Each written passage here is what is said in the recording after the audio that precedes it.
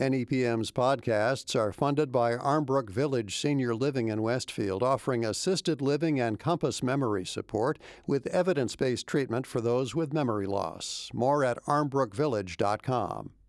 The Fabulous 413 podcast is funded by Northeast Solar, offering solar options, energy security, and solutions for the local community. Learn more at northeast-solar.com. Welcome to the Fabulous 413. I'm Khalees Smith. And I'm Monty Belmonte. Later in the show, culture clash in cuisine form, the best way for it to happen, as we talk with Ilan Stavans about his latest endeavor, Sabor Judio, the Jewish Mexican Cookbook. And our local dictionary just broadened its coverage with 200 new words entering its pages this week. Resident wordster and senior editor at Merriam-Webster, Emily Brewster, shows us some of the fancy new ways that we can say things. But first, NEPM gathered folks of all walks to White Lion in Amherst last night to check out the vice presidential debate between Vance and Walz, and we were there too. Indeed. All right, we are at White Lion on North Pleasant Street in Amherst for the second high-profile debate of this election season, the vice presidential debate. What's your name? Eric Osman. This is my wife, Stephanie Osman. Hello, Eric and Stephanie. Where do you live? Right down the road here in Amherst. What are you both looking for from this debate? What are you hoping to hear them talk about? Issues that you care about? Things you don't want to hear about? Well, are we allowed to express biases here? You are. We're not supposed to. Well, I mean, we do our best to hide it as well as we can, but also it's hard. Well, I'm definitely voting for Kamala Harris, and I'm hoping that this vice presidential debate will bring some of the people that were either going to stay home and not vote or were going to vote the other way to come to their senses and vote for Kamala Harris. I've just heard so much about them, so it'll just be interesting to hear like their characters when they're actually like face to face. Yeah, one thing I was wondering is they're not having an audience, and I can't help wondering like the way you debate when there's nobody in the room versus having an audience. It must be a lot different. Yeah, there'll be a big audience, but they just won't be there and hear. Yeah. It's like being in a radio studio. We can say whatever dumb jokes we want. We don't hear the groans from the audience. Yeah. Well, look who's here at White Lion in Amherst, but the state rep for the town of Amherst itself, Mindy Dom. You use this as a great opportunity to do some organizing and letter writing. Yes, in fact, the Amherst Town Democratic Committee held postcard writing, and I think they had over 200 postcards written tonight by people who came out to write postcards and then watched the debate with New England Public Radio. You are a Democrat, so Absolutely. I can guess who you're probably favoring. Yes. What are you hoping to hear them talk about as issues in this debate? I'm open to all the issues. I think only the Democratic candidate, Governor Walz, will probably talk about issues. I haven't really heard J.D. Vance talk about issues other than like things that sound like plot lines from The Handmaid's Tale. So I want to hear from him. I know people want to talk about the economy, but I also want to hear more about how he lets his heart move his mind in terms of issues.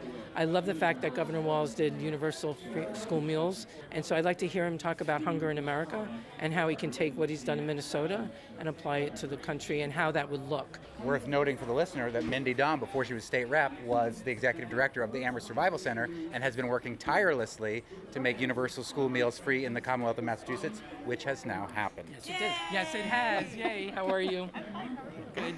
What are your constituents? Are they talking to you about what they're concerned about when it comes to this election? Yeah, they're concerned that Trump's going to get reelected. And they're concerned that what will happen as a result of that will be disastrous for our country and change the fabric of our country, our institutions.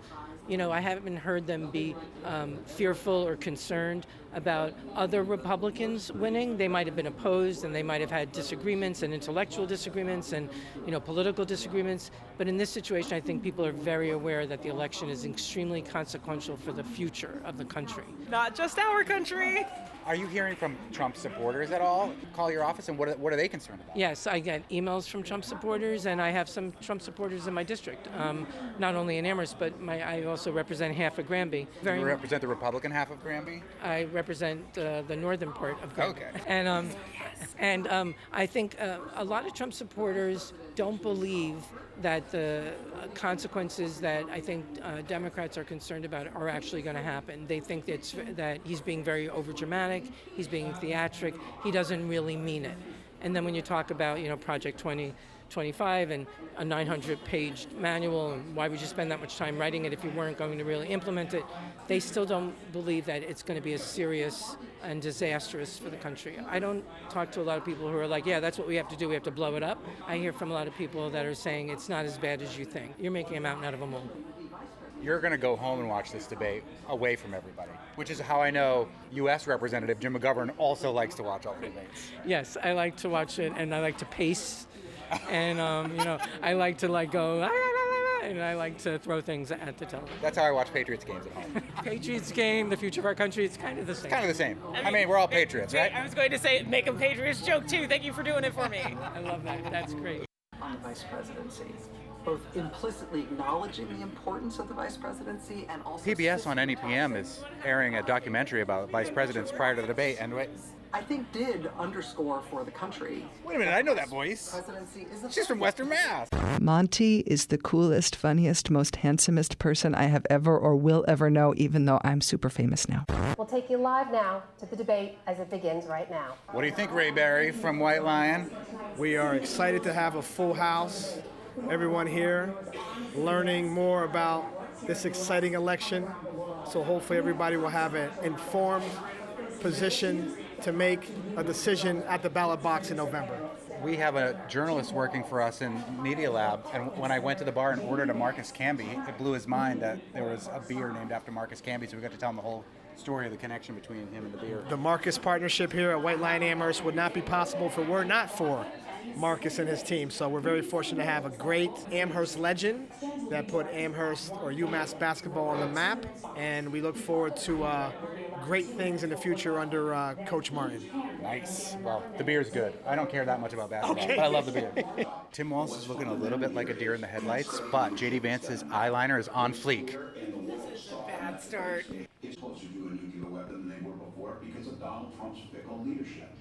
Tim Walz says nuclear. That's also a mark against him. Felice, you had to excuse yourself real early on this one. Oh yeah, this already is. Yeah. Yep. Okay, the mics got cut for both candidates and we're officially off the rails. Whose microphone is turned off? Not this one. This one's mine. What's your name again? Charles Stevenson. You were here last time. I was here last time. Yeah, you commented on the comedy. What's your take on this debate so far? Well, it's kind of pitiful. I mean, Walz looks like a scared teenager who's never seen a microphone before, and this other guy is just interrupting and telling lies. Your perspectives are refreshing. I'm old enough to get away with it, too. Legendary Amherst couple, Carly Chartikoff and Gary Chartikoff. Your impressions of this vice presidential debate here in Amherst at White Lion so far? Everything looks pretty much like we've expected it. I was unbelievably upset by the idea that we're going to be safer in the Middle East by releasing Israel with its nuclear power to make us safe from the Iranians. The Palestinians aren't there because of the Iranians. Hamas was monstrous, right? But they're that way because Israel's been punishing the Palestinians for the last 50 years. We've got to find a way to rein Israel in, or they're going to drag us into a war. Carly Chartikoff, your thoughts so far of the VP debate? I don't think that this particular program is going to change my mind one way or the other. Do you think it's going to change other people's minds? I imagine in some ways it will, but I'm settled in who I'm going to vote for. You were already here signing postcards with Mindy Dom. Yes, I'm fighting like hell to keep. I know you're going to have to bleep that out. No, you can say hell. Okay, to keep that president wannabe out of office. I think we really do have to fight in a way we haven't had to before, even though we've never had real democracy. You surprised me. In Iowa, I always walked around with a soundbite ready because there were microphones and presidential candidates everywhere. In Amherst, you think you're safe? Yes, no. I think I'm safe. I got my lawn sign and that's enough. You think you have full bingo? No, it's not full, but I got national debt, future childcare, the economy, and crime. Yes. You got a whole row of bingos. That's right. They're going to call you to give you a show on the radio. That's what happens if you win the bingo. Yeah. Oh my sweet Jesus, are we at the halfway point? Think about it like a Broadway show rather than like a football game. If this were like a football game, we would be at the halftime. There'd be And like entertainment instead of just... It's more like the first act of a Broadway show is most of it, and then the second act is way shorter. And by the Corporation for What Broadway Public show are we Broadcasting, watching? And by contributions to your Les Miserables. The Titanic. Is that a Broadway show? You're in town. There is a table here of international students watching this U.S. vice presidential debate. What's your name and where are you from? My name's Julia. I'm from Germany. What's your take on what we're observing tonight? And also, on behalf of all Americans, I apologize in advance. I watched the first debate as well, the presidential debate, and what we all noticed was that the candidates for vice president really are not attacking each other, but talking about the presidential candidates a lot. So it was kind of interesting to notice. What's your name? Where are you from? I'm Michael. I'm from the UK, and I've just found it very interesting. They just seem so like politicians. It's such a refreshing change from Trump and Harris, Trump just getting at people. But it's also kind of scary the way they can kind of hide these, especially Vance, hiding these kind of terrifying ideas beneath the veneer of rationality, of common sense. It's kind of terrifying for your country.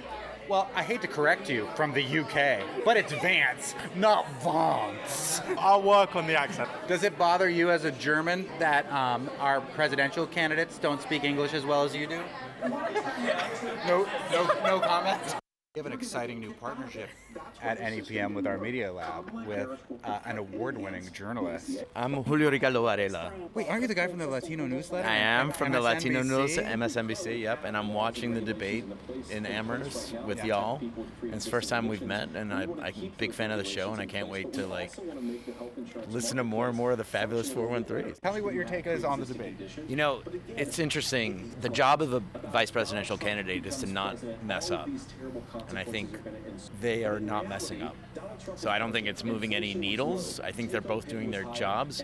I've been a little bit, I want to say taken aback by J.D. Vance, but he's been pretty skilled. He's saying things that if you're seeing this, if you're an American voter that has not seen J.D. Vance until tonight, you might be going, oh, wow.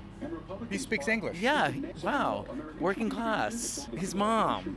I mean, he keeps bringing up hillbilly elegy and all this. I am a little bit perplexed by all of a sudden that the housing crisis is caused by immigrants and migrants. Yeah, I thought it was New Yorkers coming to try buy cheap real estate in Western Massachusetts when the pandemic hit because they didn't want to be trapped in an apartment in Manhattan. Apparently, I think you're wrong because according to J.D. Vance, Kamala Harris is just handing out wads of cash to anyone coming into this country to outbid people in the housing market, which the Republican Party, specifically Trump and Vance, are doing a very good job making this about migrants and the global South and every problem that America has right now. You know, you can blame immigrants. It's almost become so normalized that even you're not even fact-checking anymore. But I will guarantee you that there will be think pieces about, are migrants the cause of the housing crisis? That's going to be the conversation that we're going to have now. And that's the part that just makes me really sad about political media in this country sometimes. But in the end, they're both doing their job. You know, one's basing it on xenophobia and the other one's basing it on trying to be a little bit more common sense about it. But they did their job tonight. I'm excited to see what you're going to do with Media Lab. I can't wait to have you all on the show. Oh, we're excited. The kids are great. I'm super excited about the Latino Election Project and what we're doing with these student journalists. Here's the thing, Julio and Khalid. Yes, sir. This feels like a pre-2015 normal political debate.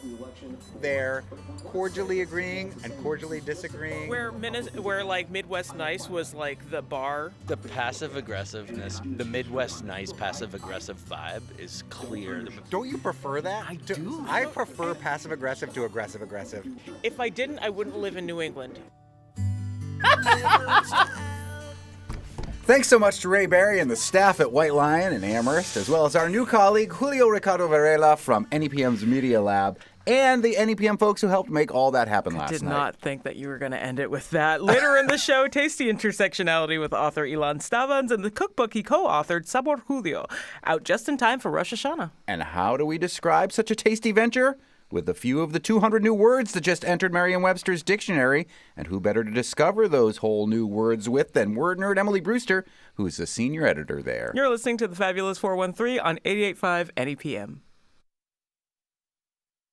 The Fabulous 413 podcast is funded by UMass Amherst School of Public Policy, offering graduate programs in public affairs, public policy and administration, data analytics, and computational social science. umass.edu/SPP. NEPM's podcasts are funded by Armbrook Village Senior Living in Westfield, offering assisted living and compass memory support with evidence-based treatment for those with memory loss. More at armbrookvillage.com. Hello. You two sound like twins. Oh, no. Uh-oh. Have you started dressing alike yet? I mean, that happens just weirdly naturally with us for reasons I genuinely don't understand. That's hilarious. Yeah. If we start looking like each other, I hope I start looking more like Khalees, because I could use hair. You don't want this hair. You can't go from like easy mode straight to like expert mode. Yeah, I think you'd be out of your depth. Emily Brewster, resident wordster from Merriam-Webster, our dictionary in Springfield. It is an exciting day because Merriam-Webster has just released 200 new words into the world. Dun, dun, dun, dun. New words, party time, excellent. Yeah, the Merriam-Webster.com dictionary is bigger. It gets bigger and bigger every year, and since you're not printing every year, you can kind of like the sky is the limit here for how many words you can put in online. That's true, and actually we do print. You can still buy the book, and you should, because having the book is really nice, and it smells good, and it smells better than a website. And if you're in a place with no Wi-Fi, then you can still have access to it. Yeah. But right now we are talking about, yes, the exciting announcement for the Merriam-Webster.com dictionary. A quick reminder to people, and I know we talk about this a little bit all the time, but how do the words get in the dictionary? How did you choose which of the new words were going to be accepted, and as opposed to just people spitballing about words that they like at the moment? Yes, it is not about the newest word that we have just become aware of, and it is not about the words that we particularly like. It has to do with how much evidence we have of the word in use. So we are constantly paying attention to new vocabulary and to older words that are kind of just simmering along in the language being used, but not appearing much in, say, published edited text, for example. But we are also constantly updating. We announce the updates, or we actually upload the updates to the website all at once, because creating an entry involves lots of different people and lots of different acts involved. So this particular update is put together over the past, a bunch of months, maybe 9 months or so, of people drafting entries and revising entries. But these are words that have all met our criteria for entry. And those criteria are sustained, meaningful use in a variety of different contexts. Are there any of the words that are new that you worked really hard on, Emily Brewster? Yeah, I did some political terms. Oh, fun. The classical liberalism, late capitalism. Those were two fun ones. Interesting. You have an interesting idea of fun. I do. A lot of these seem to be like compound terms. Yes, and we do hear objections from people who say, well, that is not a word, like cash grab is not a word. Now, we call this kind of word, and sometimes I refer to them as terms because people seem to be more comfortable with this expanded idea of what makes a term something, as opposed to a single lexeme. And that is that they are open compounds, if there's no hyphen separating the two elements, or three elements, as it may be, or if they're just smushed right close together, like the word school bus is also considered a compound, but there's no space and there's no hyphenations. That's considered a closed compound. A lot of these are open compounds, which means there's a space between them. But note, for example, that a term like Nepo baby, the thing that makes Nepo baby its own term is that the nepo is, it's modifying the word baby, but it's not really an adjective. It's not like you've got one baby that's more nepo than another, you know?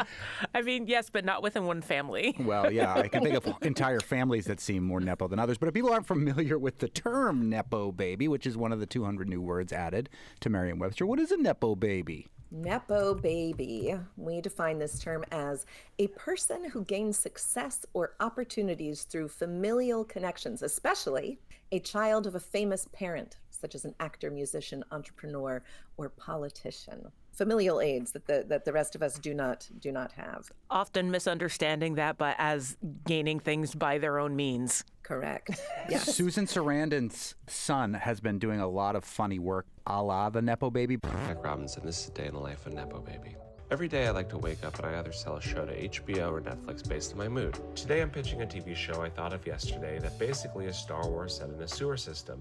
It's a good way to use his nepo baby status. Nephew of Western Mass resident. Yes. We can leave it at that. What are some of the other fun new words that have been added to Merriam-Webster's dictionary in this 200-word dump at merriam-webster.com? I know where the article is concerned. Which one is my favorite? I can tell you which one's my least favorite, but let's do. I have a feeling I know which one is your least favorite. I'm so curious about both. Okay, of your Khalees, favorites. you go first, and then we'll get to Emily's favorites. Well, I'm super psyched that snog is now in there. Yeah, I love that one. Which is? Snog means to kiss. In British English, usually. Yes, but now it's ours also. Mm-hmm. It's nice to get things from your parents sometimes. Uh-huh. But it's badassery. Badassery is a new one. Well, this is an important one because who defined the word badass in the first place for Merriam-Webster Dictionary? Well, when I was a baby lexicographer, it is true, a very long time ago, I didn't put the first definition of badass in, but I did, and I was so excited about it because it was one of my favorite words. It's still a word that I have a lot of affection for. When I started working at Merriam-Webster, the only definition we had for badass was as an adjective ready to cause or get into trouble. We may also have had the noun also, someone who is ready. But I put in a meaning of, a formidable strength or skill.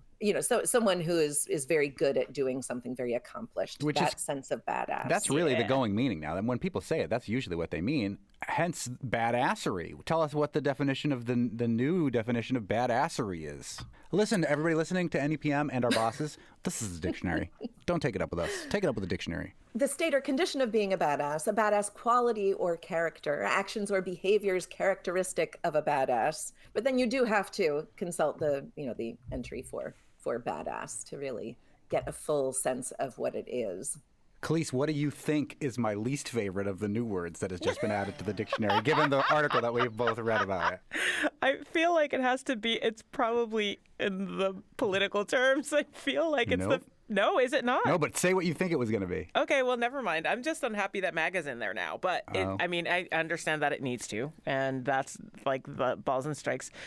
So now, MAGA, which Make America Great Again, that's an easy definition. Yes. Well, but that's not the full definition. Okay, what's the full definition of MAGA? The full definition is a political movement calling for strict limits on immigration and a return to policies and practices in place before globalization, and especially before the era of globalization that began in the late 20th century. And then there is a note. The MAGA movement began during the 2016 presidential campaign of Donald Trump, the Republican nominee. Its name is derived from Trump's campaign slogan, Make America Great Again. Huh. There's another acronym, IDGAF, which we won't get into. Yeah. But it's also just been added. Do you have another guess about what my favorite one is? What's your least favorite? My least favorite of the new words added to Merriam-Webster's dictionary? Jam band. Oh, It'd be like if a musician decided they were going to interpret the entirety of Merriam-Webster's unedited dictionary in guitar solo form.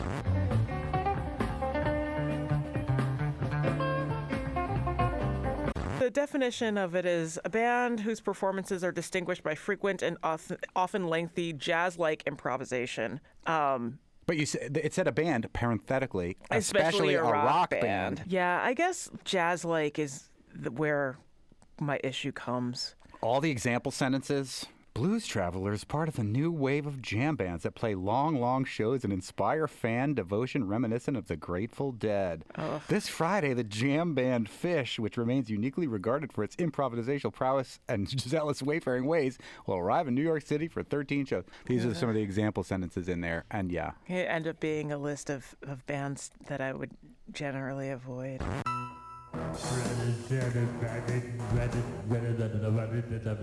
People like what they like. I know. And I dislike jam bands. I know. Emily Brewster, resident wordster from Merriam-Webster, our dictionary in Springfield that has just dumped 200 new words into merriam-webster.com. What are some of your favorite standout new words that have just been added? Can I just say that I don't really regard it as a dump. Just saying. What should I call it? It didn't feel like a dump. A cache? You know? It felt like there was a lot more care that went into it. Yeah, like when you grow butterflies and you let them out into the wild. Okay. It's a release. All right. They've been raised and now they go back out into the wild to be whatever they can grow up to be. Well, they've just been welcomed into a dictionary and carefully, you know, they've been presented with care to the reader. Yes. They're there for you to find. I think my favorite, I really like touch grass. Explain what that one is, because that's one that I don't really hear all that much. Touch grass, this is labeled as an idiomatic phrase as opposed to being a noun or a verb, etc. To participate in normal activities in the real world, especially as opposed to online experiences and interactions. Things we did on grass. So it's often used in the imperative. We will hear people, or see actually, because this is often encountered in online dialogue between people. One person is being kind of annoying. They are exhibiting the behaviors and ideas of someone who is spending too much time online, who is perhaps chronically online. You might say, you know what, just go touch some grass. So it's almost like an insult. Go pound sand. Well, it's also like, I feel like it's akin to meat space being used. Right. Yeah. And these are words to try to break us of our digital habits. At merriam-webster.com. Or no, not trying to break anybody of anything. We are just providing information about the vocabulary that we all use to communicate ideas with one another, right? Every time I touch grass, I have some sort of like psychotic breakdown, so I try to stay away from it. What is your emergency? I need help. And what's the problem? It's too high. I'm surprised that it's taken this long for Creepy Crawly to enter. Yeah, sometimes these seem like they've taken a very long time. Often it's because of how informal a word is and the fact that we do concentrate on published edited text. That's really just the scope of our dictionary. It's not what we do exclusively, but we do place more weight on published edited evidence of words as a way to kind of contain the scope of the language. Right? We are not striving to be Urban Dictionary. We are not striving to capture every new coinage that is out there. Instead, we aim to capture the words that have become established in the language. But yes, Creepy Crawly is it is a little surprising that it's trying to see how old it is. If people don't know, at the very bottom of the entry pages at the merriam-webster.com dictionary, you can also access what I am referring to in a navigation panel to the left of the entry. It says word history, and you can see the year of the first known use that we have for that word. And Creepy Crawly, the earliest evidence we have of this word in use is from 1857. Oh, so it did take a good long time to get in there. It took a very good long time, yes. Any other standout words for you in the new, very highly curated 200-word release into the world of Merriam-Webster? The recent graduates into the Merriam-Webster dictionary. The canonized words. Thank you so much. You're welcome. For putting it that way. Well, you know, I do like this International Bitterness Unit. Yes. Which is not, you know, it's not about attitude. No, it's about beer. It could be eventually. It's not political. This is not one of the political terms. It should be. It's not about cynicism. It's a nice one. It's about beer. Yeah. IBUs. It's a unit of measurement that is used to assess the concentration of bitter compound found in hops in order to provide information about how bitter a beer is. So, like, your doubles and triples will be up in the hundreds, and something that's much milder will be usually in, like, the 20s, maybe 30s. This ties into our conversation last week with 30 years of Berkshire Brewing Company, where now these inside beers ball kind of terms are making it into the common parlance and getting into the dictionary. Yeah, you usually see it as its acronym, though, IBUs. IBU. Yes. Yeah. Something will have so many IBUs. Ibu. There is another interesting food word in here that is in English, but ties in nicely to our guest later in the show today, the Amherst College professor and author Ilan Stavans, who's worked with Merriam-Webster on a book about the English language. He has a cookbook called Sabor Judio, the Jewish Mexican Cookbook, and street corn, which is oftentimes called Mexican street corn, or better, elote. Elotes, or esquites if you take it off of the cob. And that is now in the street corn form in the dictionary. That's right. Yeah. I didn't realize that. I'll have to listen to that segment. Yeah. Yeah, I mean, I figure once you've got a seasoning blend for it at Trader Joe's, it probably should end up in the dictionary. Yeah. Well, I mean, you can get elote but street corn in English is what's in the dictionary right now. So yeah. Dungeon crawler. I'm surprised at that too, just because that one seems to have come. It seems fast to me, but I also forget that that's a term that I use a lot and other people might need to find. But you're a gamer, so that makes a lot more sense. I know, it does. Yeah. Yes, dungeon crawler should be, this is a word that was new to me, really. A video game where the gameplay is primarily focused on defeating enemies while exploring a usually randomly generated labyrinthine or dungeon-like environment. Eva, auf Wiedersehen. And the first known use of this word at this point is 1989.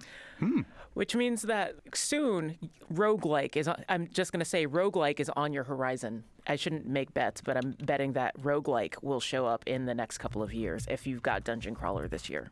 Okay. Perhaps we are keeping our eye on it.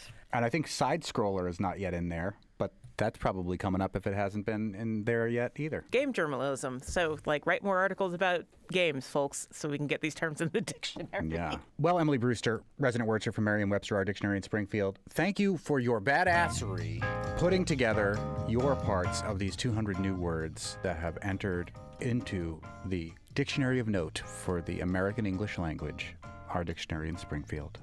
Thank you for having me on. It's really fun, of course, to talk about these words, and it's always fun to talk to both of you. And now to take a delicious overlapping of cultures, or rather taste a delicious overlapping of cultures, with Sabor Judio and its author Ilan Stavans. Plus a little in-studio taste test because Khalees is such a great chef. She took the cookbook and made 2 of the recipes last night. Because why not? You're listening to the Fabulous 413 on 88.5 NEPM. NEPM's podcasts are funded by Armbrook Village Senior Living in Westfield, offering assisted living and compass memory support with evidence-based treatment for those with memory loss. More at armbrookvillage.com. The Fabulous 413 podcast is funded by the UMass 5 College Credit Union, offering co-op advantage checking with cash back on all purchases, plus secure debit card controls, all from the UMass 5 mobile banking app. Insured by NCUA, umass5.coop. Welcome back to the Fabulous 413. Sabor Judio is the first cookbook to tell the centuries-long story of the fusion between Jewish and Mexican cuisine. The book celebrates the delicious fusion of two culinary traditions, Jewish and Mexican, demonstrating how cooking and eating connects Jewish Mexicans across places and generations. Sabor Judio is also a history of Jewish immigration to Mexico from 1492 to the present. It explains how flavors and dishes evolved in Mexican and Jewish kitchens and how they fused into a distinct cuisine, mainly by the labor of Ashkenazi, Sephardic, and Mizrahi and converso women. The result is a delicious array of recipes and experiences infusing important cultural heritage into the culinary record. Sabor Judio, the Jewish Mexican Cookbook, was written by Margaret Boyle, Director of Latin American, Caribbean, and Latinx Studies at Bowdoin College and Associate Professor of Romance Languages and Literatures. And by Amherst Ilan Stavans, a leading Jewish Mexican scholar, critic, and New York Times bestselling author, consultant to the other dictionary of note, the Oxford English Dictionary. He's also the Lewis Sebring Professor of Humanities in Latin American and Latino Culture at Amherst College. He's the publisher of Restless Books with a brick-and-mortar store on Main Street in Amherst, and he joins us now from Amherst. Bienvenido, Ilan Stavans. Qué alegría estar con ustedes dos. I love it.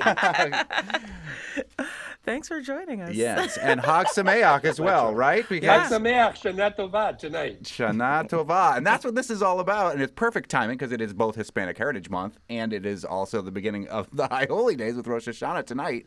Sabor Judio, the Jewish Mexican Cookbook. I love that the origin story about somebody wanting this to become a cookbook has to do a little bit with PBS and Patty's Mexican Table and a conversation you had with Patty. Talk about that. It has two mythical origins. One is a conversation that I had with my friend Patty Hinich, who has a wonderful PBS show, and the discussion that we shared on growing up with all these delicacies and how the two traditions, the Mexican and Jewish, come together. We were listing all these just unavoidable and essential plates that we eat during the high holidays or for Shabbat. And it crossed my mind that it would be just a perfect excuse to put together a cookbook. It's the one thing that I hadn't done in my life in publishing. How different did it feel putting a cookbook together? Because again, as you just mentioned, the process is entirely different than like doing novels or like standard research for something more academic. Kaliz, this was both a delight and a pain in the butt. It started, the other mythical side is that just as my mother, a little over 2 years ago, was descending into Alzheimer's oblivion, she managed to send me the PDF of a recipe book that had started 2 generations back with immigrants, her mother and her grandmother arriving to Mexico in Yiddish, in Polish, in other languages, and how all the women, my mother, herself, my sister, had included, crossed out, added elements to it. It was a true dialogue of women across generation. And it was so painful what she was going through. And I realized only later the gift that she was giving me.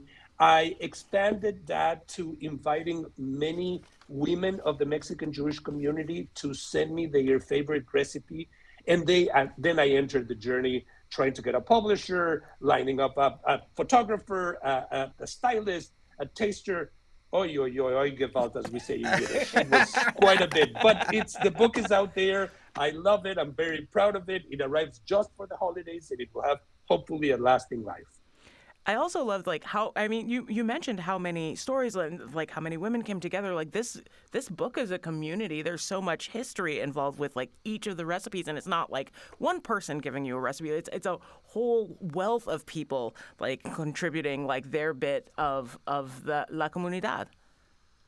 Absolutely. And that really became, Khalees, obvious as the process was going. When people started to really inundate me with their own family recipes, I realized it had started with my own family background, but clearly and surely this was a collective portrait, a mosaic, a kind of Diego Rivera big mural that I needed to expand with all the taste and flavors and textures. And soon it became obvious that it was a collective portrait of La Comunidad. And this is what I tried to do, 100, together with Margaret, 100 recipes that are themselves just succulent and very attractive in my mind, but also that collectively tell the story of how this community has been around for over 500 years, the trials and tribulations, how they have managed to define themselves through the fusion of their own respective backgrounds, say from Syria or from Spain or from Poland or from Israel, and adapt them into the flavors of Mexico. I love the concept of immigration through food. Here you have a perfect example of how immigrants bring with themselves a whole variety of other things, flavors in particular, that reshape the new environment. We're speaking with Ilan Stavans, who's the co-author of a brand new cookbook just in time for Hispanic Heritage Month and the High Holy Days, Sabor Judio, the Jewish Mexican Cookbook, co-authored with Margaret Boyle. And your stories, as you mentioned, sort of parallel with the notebooks of your ancestors trying to chronicle this culinary tradition of Mexico with Jewish influence. And, we were talking to one of our colleagues earlier who was joking, saying, is there going to be like brisket con mole? And there is. Yeah. It's interesting because so many traditions don't write down their recipes. And you have a beautiful poem on page 9 talking about how my mother's recipes were based in handfuls. So how was it to find out these recipes and get them into how hard was it to get them into a way where you could have the actual measurements down, the actual types of ingredients That when was there's gonna be my so question, much too. oral tradition? Yeah, grandmothers are notorious for being like, they tell you when it's enough. I had a pinch. I don't know. You just know. You That's know what my when grandma it's would say. done. You know when it's done. That is exactly, there are so many pivots and changes and transformations that take place in order for a book like this to arrive to readers. And one is the transition from the oral tradition. People were telling their recipes from one generation to the next, not always writing them down until somebody with the education, with the wherewithal, with the patience, and also with the foreknowledge that this might reach a future generation, finally sat down and transcribed all this. It's beautiful to see the various handwritings communicating with one another. But then there's also the fact that many of these recipes were just family recipes. So in Spanish, we say a pizca, just a little bit of salt, a little bit of onion, a little bit of chicken broth. And you can't really, in today's US, you can't really publish a book with a little bit and a little bit of that. So every single recipe had to be tasted by a professional, standardized. Sometimes the original, those that sent us the recipe said, oh, you're professionalizing my recipe and it's losing. Yes, but we have to make it more accessible. Sometimes the containers that were used were, 19th century containers or early 20th century containers made of all kinds of elements that are no longer in use. So it is a book that tries to keep that sense of tradition, tries to pay attention to the originals, but also make it accessible to the modern cook to see what all these tastes are about. Speaking of those traditions, one of the big parts of this book is a giant section on the holidays and how they're celebrated, what they actually mean. Was it always going to be a part of this book to make sure that the holidays were discussed and tie that into the recipes as well? Great question, Khalees. Yes, it was. Once all the recipes arrived, and because I have a sweet tooth, or maybe because the whole Jewish community has a sweet tooth, about a third of all the recipes were of cakes and cookies and desserts. We needed to find some balance here. It mainly had to do with how to organize all this. And the thought in the end, Margaret and I talked a lot about it, was to organize it by the meals that we members of La Comunidad engage in: desayuno, breakfast, comida, lunch. The lunch is lighter than the lunch, heavier than the lunch here in the United States. And then the dinner, which can be a little lighter, cena. And then we thought, but this book is going to be very attractive to people that are interested in kosher food.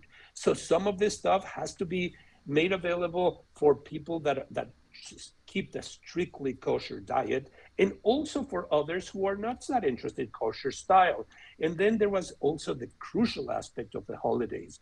The holidays and food are so essential. We as Jews, I mean, every people, and I'm talking here as a Jew, as a Mexican Jew, we gathered together to think about the expulsion of the Jews from Egypt or the rebellion in Hanukkah. But we do it by eating and eating and eating and schmoozing, eating and schmoozing all the time. There's a whole chapter on schmoozing in the book as well. That's right. We had to pay attention to all that. So the holidays were right there from the very beginning. We're speaking with Ilan Stavans, who's the co-author of a new book, Sabor Judio, the Jewish Mexican Cookbook. Let's take a little break. We're going to plate the two recipes that Khalees has prepared from this. We'll taste them with our digital producer, Ayu Suryawan. And if you, Ilan, don't have the book in front of you, get it and open up to page 247 so you can tell us about what will be on the plate for Rosh Hashanah tonight. You're listening to the Fabulous 413 on NEPM.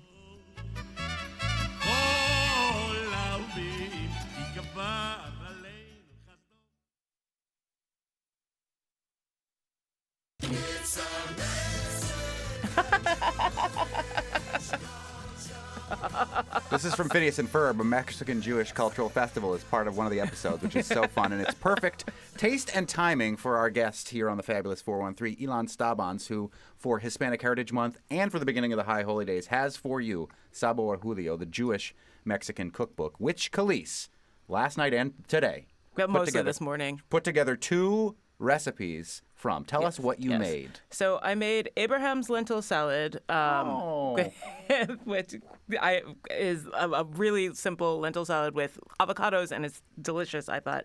And named after your father, My father! Father Abraham himself, right? That's right. My father would be so thrilled. Thanks. And then I made eggplant with herb lamb because I still had eggplant in my garden, and I looked at that and I'm like, I think I have most of this. So it's eggplant that's stuffed with lamb and herbs, and then stewed with like nuts and garbanzo beans and saffron, and then it gets this other like nut sauce on top of that too. So it was it seems more elaborate than it is. It was actually really easy to make. Thank you so much for making the instructions very simple. And yeah, I had enough time to do both of them this morning. Well, I'm eating the eggplant and the lamb right now, and that it's absolutely stellar. Ayu Saryawan, our digital producer, your thoughts on Khalees's dishes from Sabor Judio? Well, I just finished. I got to eat earlier, and I actually got to eat it while you guys were discussing the book and the cuisines, which I thought was really interesting because it was like play by play explaining what was going on in my mouth. But yeah, so delicious. I also, for the record, want to say this is my second time eating Khalees's food and can confirm that she's a really good cook. Yeah. We'll have Patty's Mexican table and Khalees's everything table on PBS sometime soon, I hope. So, Ilan, as we mentioned, tonight begins the High Holy Days. It's Rosh Hashanah, the head of the year, New Year for the Jewish community. Tell us what you have in your cookbook about what you might suggest for a Rosh Hashanah dinner from the Jewish Mexican tradition. First, let me say I am in awe and really so happy that, Khalees, you made these 2 dishes and that you guys are eating. I wish I was at the studio and having. We tried to cajole you to come, Ilan, multiple times. I know you did. Next time, I promise. But it already feels like a new year, and a wonderful new year thanks to you, Khalees, and to all of you 3. For Rosh Hashanah, we suggest in the book a mango jicama salad is delicious, and it is truly one that my mother used to cook very frequently. Then we have a mushrooms huaraches with pepitas, little sunflower seeds. The huaraches are kind of like a thicker tortilla that has mushrooms on top. Then we have the lamb tacos, and we call them, there's a mythical history in Jewish tradition of a town called Helm, where everybody's a fool, but loves being a fool and loves eating. And we transformed the name of this place, Helm, to Hemelquitengo in Mexico. And this is the food that we imagine them eating. There's a pomegranate margarita that a friend of mine just prepared last week, also because they know that I am a margarita crazy character.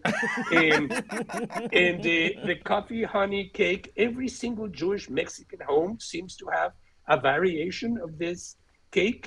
We got so many different recipes, and then the delicious orange blossom buñuelos, which come from the Sephardic tradition. A mix from Ashkenazi, Sephardic, Syrian, crypto-Jewish, and that is what Mexican Jews are all about.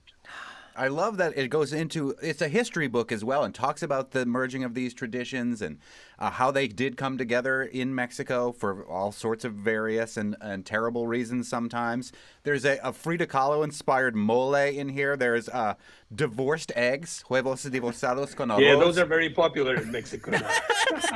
They're delicious. And they come onto one side of the eggs. One egg is with green salsa, and the other egg is with red salsa, and they almost don't touch each other. Right.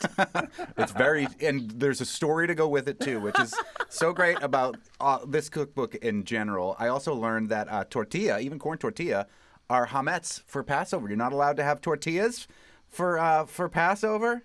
You're not allowed. You have to invent some variation with the matzah, or dream for 7 days about what you're missing not eating tortillas. Yeah, I know. I was also like, I love some of the variation that ends up happening. Like you have chilaquiles with matzah, which is like, of course you would have it with matzah during Passover because like if you can't have corn but you can't have matzah, like it's still going to be delicious in chili sauce.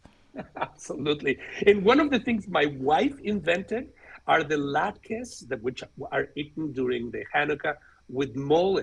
And our holiday party has become a big tradition in Amherst. All sorts of people come from all around to eat those latkes with mole, a little bit of sour cream, a little bit of applesauce, and just... I know that there's an applesauce sour cream divide already in a lot of the Jewish community, so now you've just complicated it even more. That's my job. Ilan Stavans, professor at Amherst College, author, New York Times bestselling author, linguist, the list goes on, and now cookbook author. This book is beautifully shot with photographs, so many amazing stories. It's a history book at the same time, and it is available now for both Hispanic Heritage Month and the beginning of the High Holy Days. Yeah, I have the... Oh, no, I don't have time. Darn it. Time is a real construct that we must deal with on this show. I hate. We'll talk off the air, Ilan, Yes. and we'll eat all of your delicious food. Thanks so much for joining us virtually. Thank you, guys. I love you. I love this food. This was delicious. Tomorrow on the show, we head to East Hampton, where a garden of monstrous delights is being grown underneath Eastworks. We get a chance to talk with artists and curators Ethan Venel and Sloan Tomlinson about Monster Art 5 making a triumphant post-COVID return. And about some of the real monsters that inspired them artistically. Plus, our weekly chat with Congressman Jim McGovern. If you've got a question for him, email us at thefab413@nepm.org. We'll certainly be talking about the vice presidential debate that happened last night. So much. I'm Monty Belmonte. I am Khalees Smith. We'll talk to you tomorrow on the Fabulous 413.